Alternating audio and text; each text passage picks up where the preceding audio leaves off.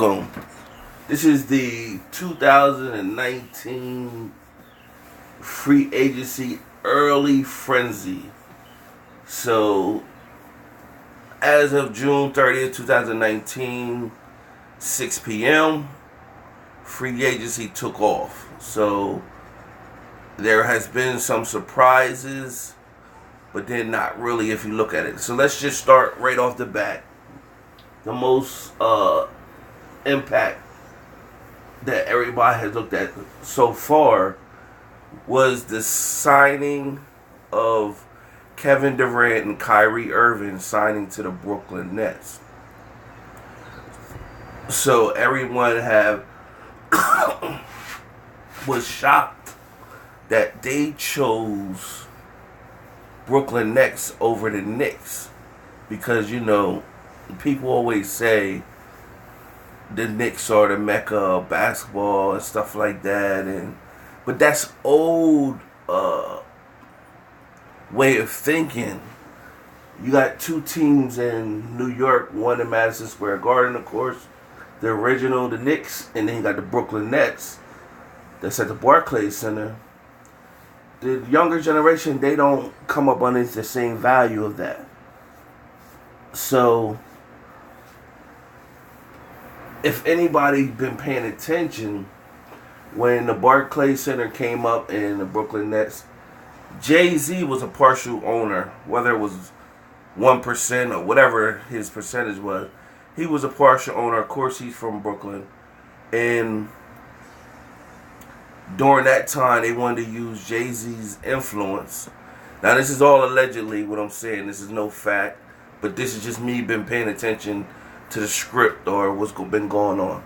They want to use Jay-Z's cachet, his influence that he had with players to recruit them to come play for. He was from Brooklyn.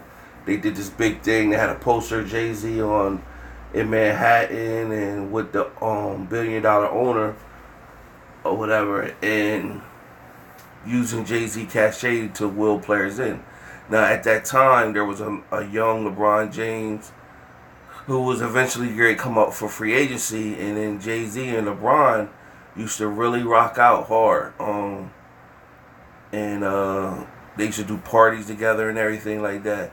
And a lot of people believed that Jay-Z was going to influence LeBron to come over to the Nets during free agency. And when the free agency came, LeBron didn't do it. Of course, that's when LeBron ended up going to Miami. So at that moment, you didn't see LeBron and Jay-Z hang out as much no more. So it's more like LeBron saying, I'm my own man, basically. I kind of took from that. And then Jay-Z really couldn't grab no marquee player to there.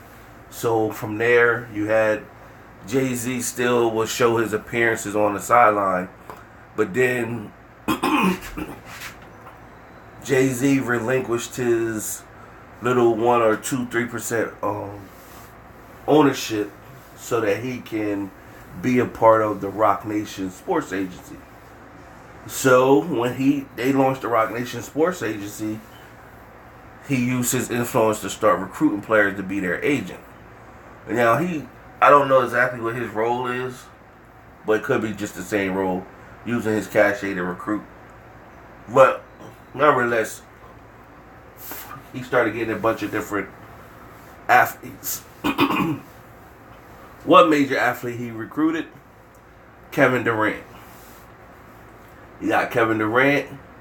He was Roc Nation was part of, Sports Agency was part of Kevin Durant getting that enormous Nike sneaker deal over $300 million, where they use Adidas to ante up the price for Nike to get him that enormous sneaker deal.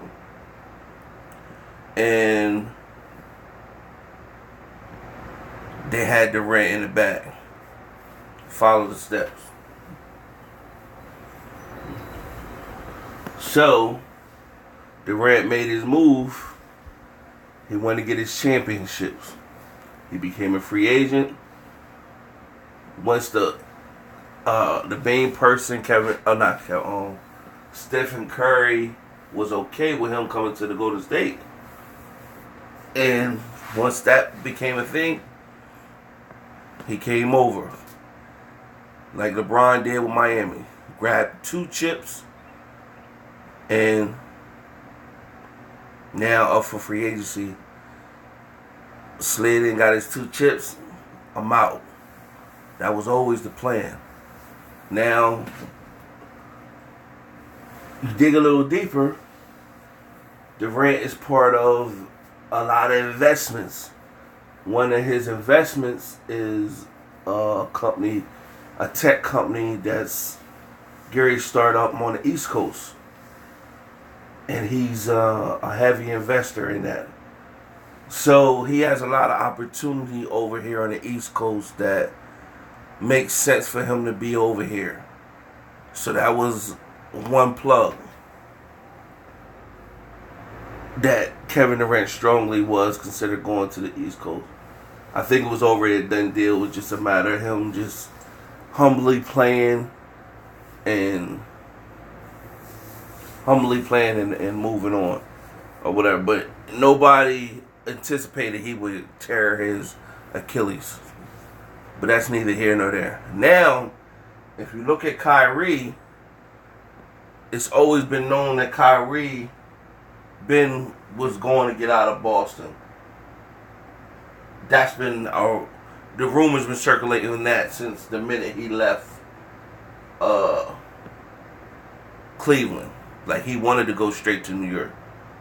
There's always been the rumors there for that. But nobody's seen the Nets. It was more looking like the Knicks. D'Angelo Russell had a breakout season last year where he became an all-star, led the team to the playoffs. So really, you couldn't really see Kyrie coming to the Nets. But as of recent, within the last few months, Kyrie dropped his his agency, who he was dealing with, and signed with who? Rock Nation. Even though Jay-Z got rid of his percentage and ownership in Brooklyn Nets, he still has been coming to the games, sitting floor seat and stuff, I guess, when he's in New York. Still showing that, like, every major sports team, basketball especially, they always got a celebrity that rolls with them, that always at their games and stuff like that. Jack Nicholson, Denzel with the Lakers. Sometimes Snoop shows up. Of course, you got Toronto, Drake. You know, Spike Lee's known for the Knicks. So you got Jay-Z with the Nets and Beyonce, his wife. So when I seen Kyrie drop his sports agency and sign with Rock Nation, I knew the fix was in at that moment. So, of course, from there, what happened? Free agency took place. Boom. Kevin Durant signs with the Nets. Who else followed suit after that? DeAndre Jordan. He was with the Knicks last year. He became a free agent. He signs with the Nets. So now you got DeAndre Jordan. That's your anchor. They had the other guy with the afro. I don't know his name exactly. Athletic. I guess he'd be the power forward or the backup. You're going to have Kyrie and some fillers. Kevin Durant, if you're smart, you sit Durant the whole year. I don't care if he gets healthy to come back by March or April next year. Sit him. Sit him the whole time. And let him get back acclimated in the summertime and stuff like that. Sit him the whole year. You'll be better off like that. So that takes care of the Nets right there. And so we'll be able to see what transpires from there. But then from there, you had the Nets sign D'Angelo Russell to a signing trade to the Golden State Warriors. So nobody's seen that coming. I don't see that coming. And the Warriors will now have D'Angelo Russell. Now was talks that D'Angelo Russell, the Nets, if Kyrie committed, they would let D'Angelo Russell become an unrestricted free agent. And it was talks that the Lakers would have been interested in him.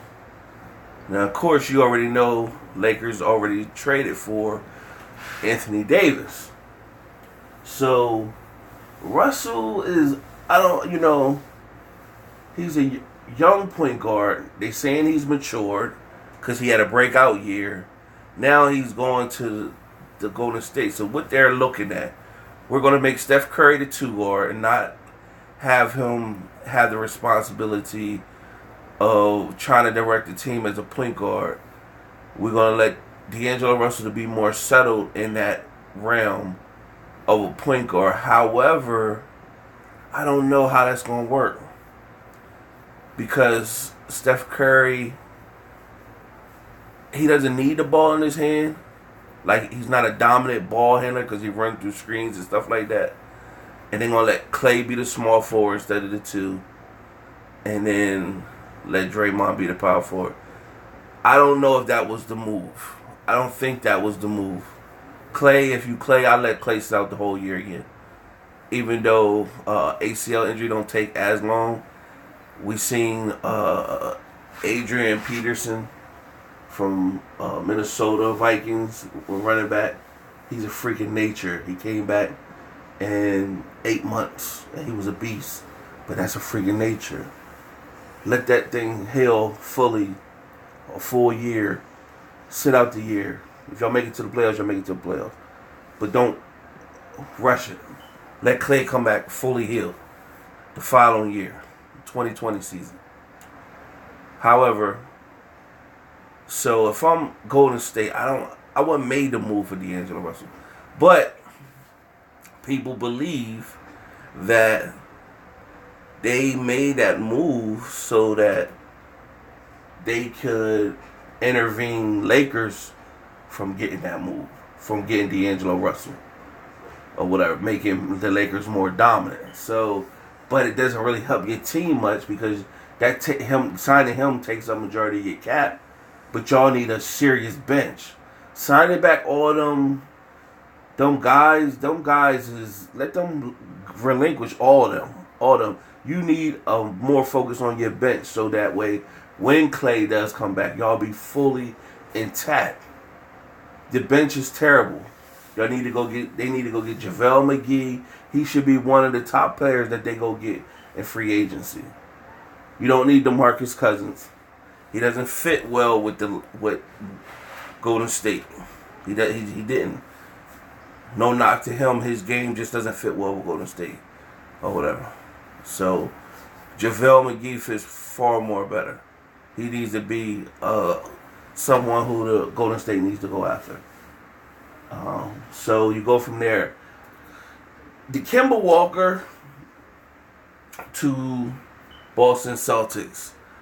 It was Kyrie left Boston, so it makes sense for them to sign somebody like Kemba. That's kind of like a slight version of Kyrie, but he's more durable.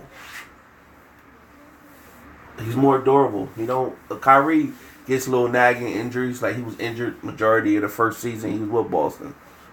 And, he was injured sometimes during the Cavs run.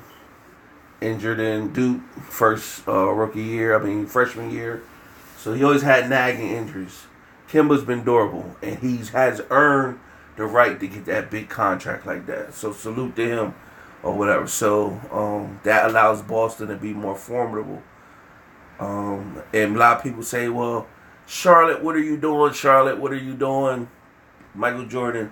Well, listen. This is my take on it. Michael Jordan didn't do nothing wrong. See, Kemba's a good player, but he's not an impactful player like where they just had Kemba this past year. If you don't got no other marquee free agent that's willing to come to your team, then it's going to be hard to recruit players there, and then you just have Kemba. Y'all didn't even make the playoffs. Y'all were struggling in the East to get in the playoffs. So, and what makes sense for Michael Jordan to tie up your cap and give this man in the small market you're in, and give him this super max deal and 200 something, all that. Nah, man, you cut your losses. Thank you for your time, Kemba.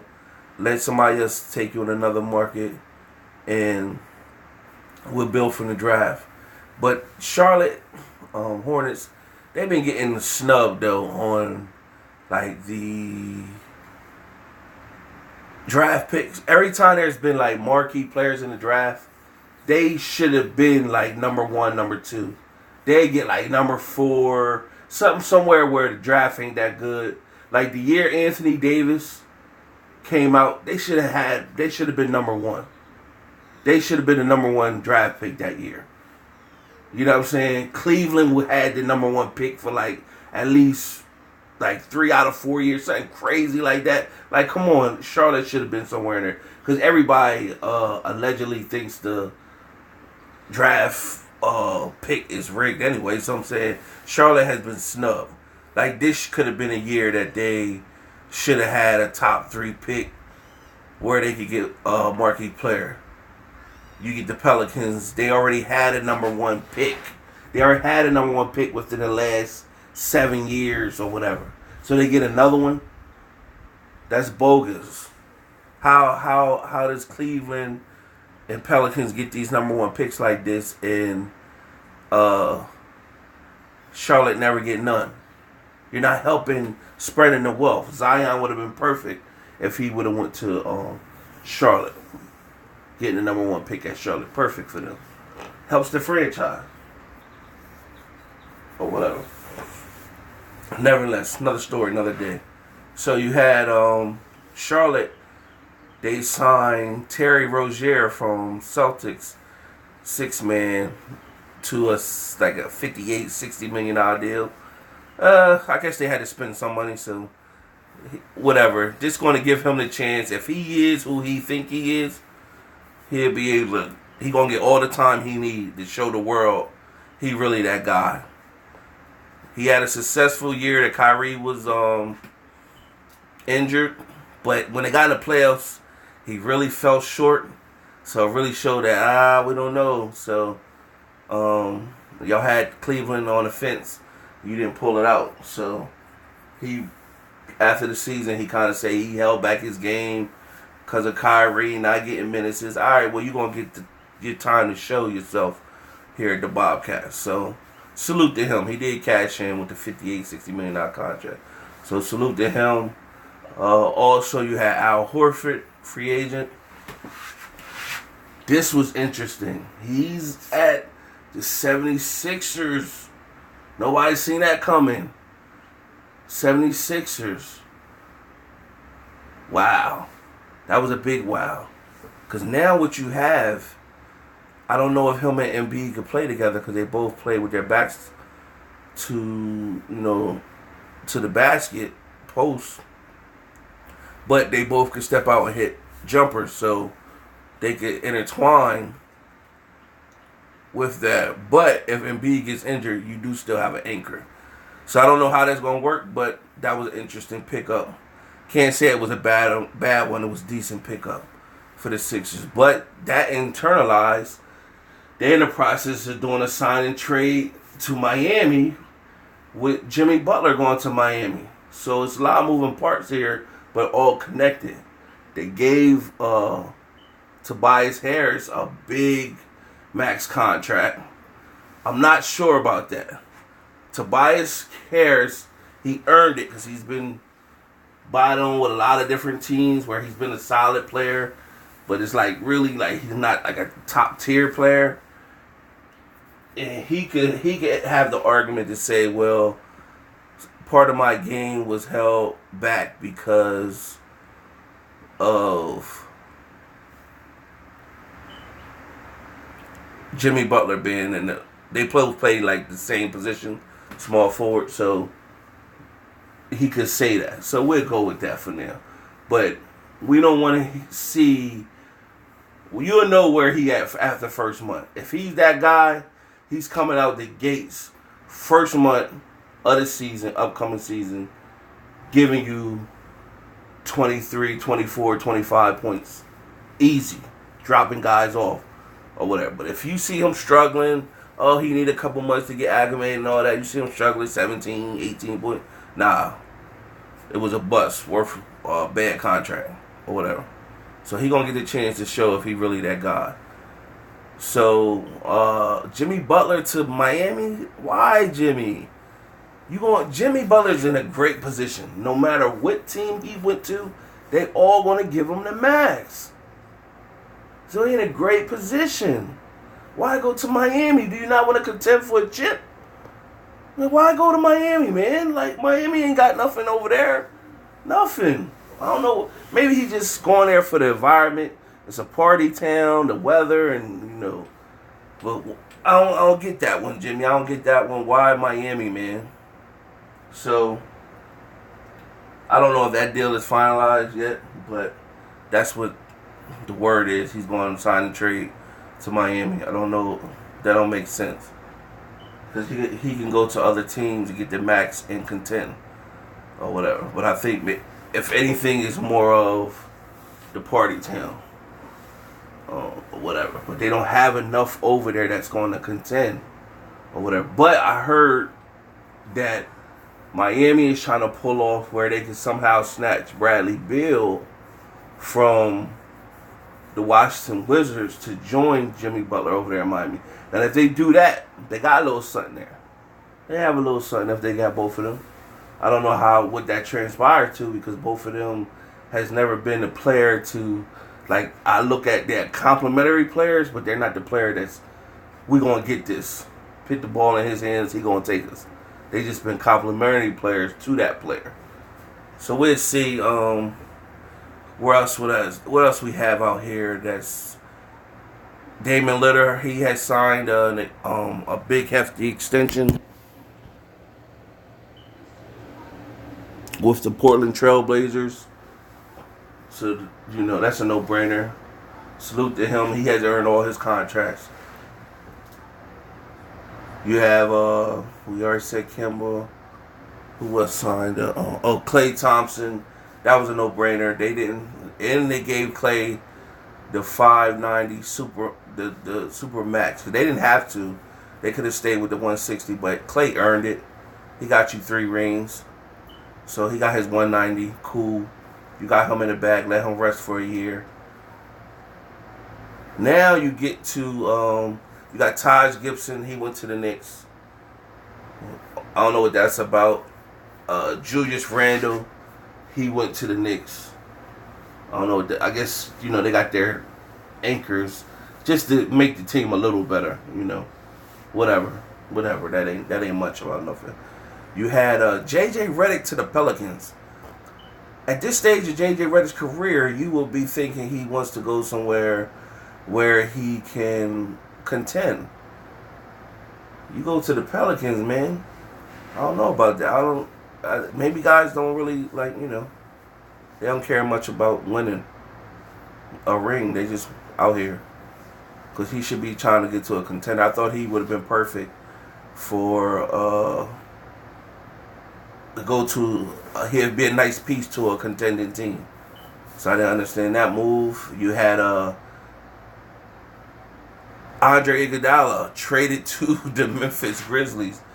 So that was surprising. I guess they breaking up, the Warriors.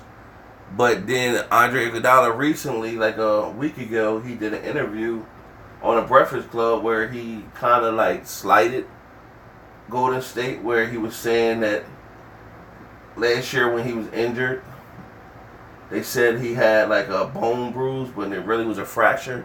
So that was some term that was showing there's a chink in the armor. There's some turmoil going on. So it really wasn't surprised that they traded him. I think Memphis pretty much at this point will buy him out and let him go somewhere else, I guess. He probably end up on another team that's a contender. And right now, we still don't know nothing what's going on with Kawhi. They said he was chilling for a while, and he gonna take and do his time. So that becomes interesting. The move of Kawhi Leonard, because in my opinion, there's only 3 teams that make sense. So you have Toronto. If he signs back to Toronto, he give Toronto's at least 2 years. If they got something where the league has something where if you have been in the league for 10 years and you up for a contract, you are entitled to this super huge deal.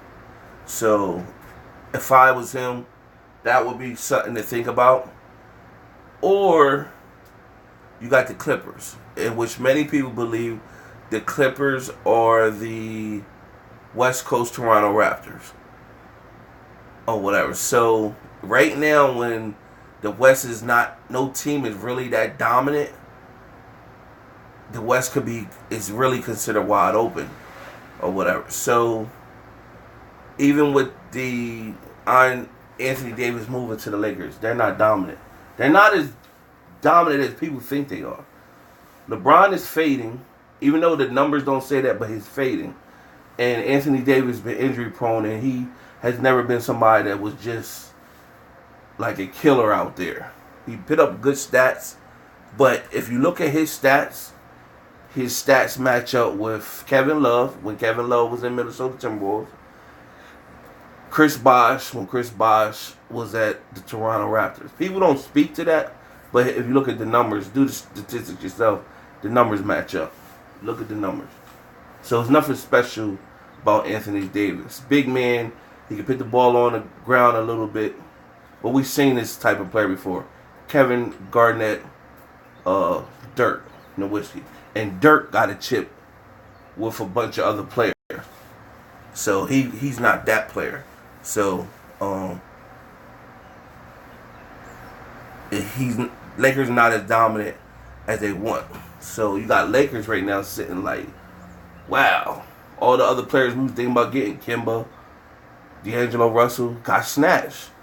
One player left, Kawhi. Now, like a lot of the sports news place outlets have said, why would Kawhi go to the Lakers? You just want a chip on your own, pretty much. You had a bunch of players, Lowry and all them. But why go to the Lakers where you're going to... LeBron James, whether he's fading or not, he's still LeBron James. But it's still his team. Why go there and be a sidekick when you could go be your own man at your own team? Now a lot of people say, well, Kawhi, he don't care about all that type of stuff. He don't think like that and all that. Yeah, all right, whatever. You know what I'm saying? Whatever. But nah, you can be your own man. I see him go to the Clippers. Will I be surprised if he go to the Lakers? Not really. I won't really be surprised. But, it just won't make sense. Go to the Clippers. Go to the Clippers and go to the Clippers. Do your own thing. People will come there. Y'all be able to recruit. Whenever free agency is up again or whatever. But if he ends up with the Lakers, that's when you would say, now there's a dominant team in the West. Because him going to the Lakers is serious. Because you already got LeBron, what's left in his tank, Anthony Davis, but you had Kawhi. We already seen Kawhi over in Toronto. He was like a cyborg machine over there. So, that I would have been interested in seeing Kawhi and Jimmy Butler, excuse me, link up together. That'd have been a solid tandem or whatever. Because Kawhi didn't already show he could do this. And you link him up with a player like Jimmy Butler, that's like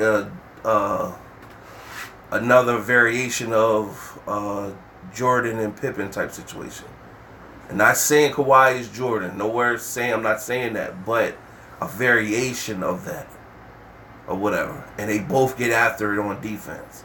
So that's what I'm looking at or whatever. But other than that, you're going to see another I don't know what other free agents is really out there like that.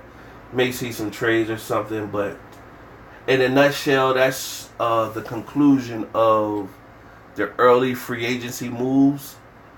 I'm pretty sure I'm going to do a part 2 to this to speak on what has happened since then. So this is July 1st that I'm doing this video. July 1st, 2019 that I'm doing this video. I will do a part 2 to speak on what has happened since then. Till next time.